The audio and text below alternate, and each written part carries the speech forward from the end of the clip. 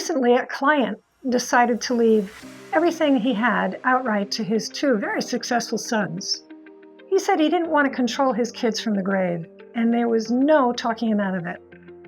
Of course, you can't predict the future.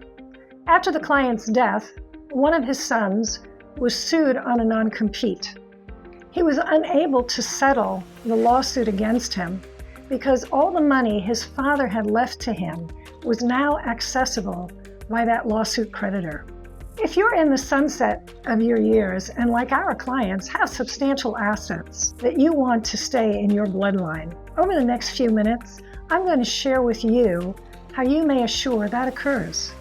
I'm Barbara Pizzolato, and I help people manage the rest of their continued living. And in every single video I share with you today, I will give you a tip to help you better understand how to protect the people you love and the assets that you own. Incapacity and death happen to everyone. And while you may have an idea of how you want to protect your people and assure your assets get distributed as you had in mind, without the right documents in place, that may not occur. A revocable trust will allow you to manage your assets immediately while you live.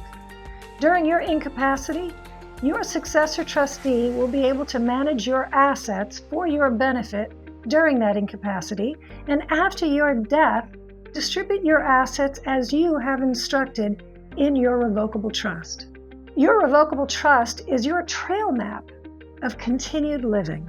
After your death, you can assure that funds you have left for your beneficiaries are left for them in continuing trust, which will prevent others from taking that money from your beneficiaries, regardless of what future may happen to your beneficiaries. How many of your friends have said to you, "I just want it to be simple.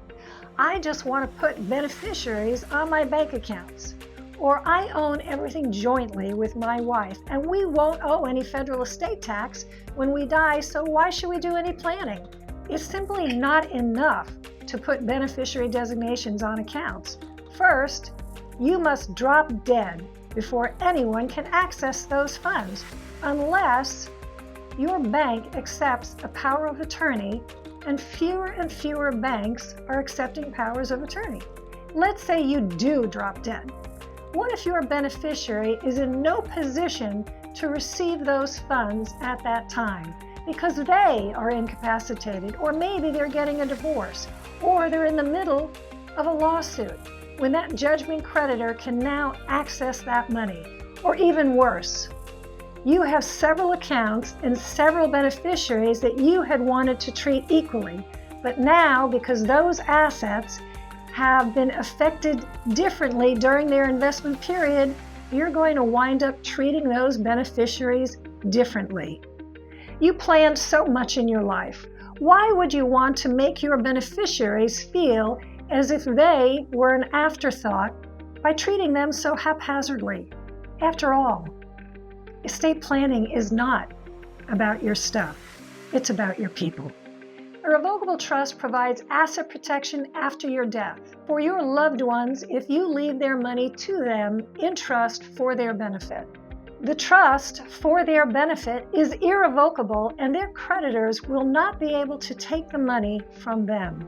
In many cases, a divorcing spouse will not be able to take the money from them either. In addition, you can provide guidelines on how the money is used by the inheriting beneficiary to assure that a rash beneficiary with bad spending habits does not blow through the inheritance. And if you want to preserve some funds for generations after the first beneficiary, you can structure that trust to do that as well. You can also assure that your beneficiaries are treated equally or unequally, as you wish. And that should a beneficiary die, if you wish, someone can take their place. Leaving money in trust for beneficiaries is the best way to assure that your intended beneficiary receives and keeps their inheritance intact. Really, a revocable trust can assure that nothing is left to chance.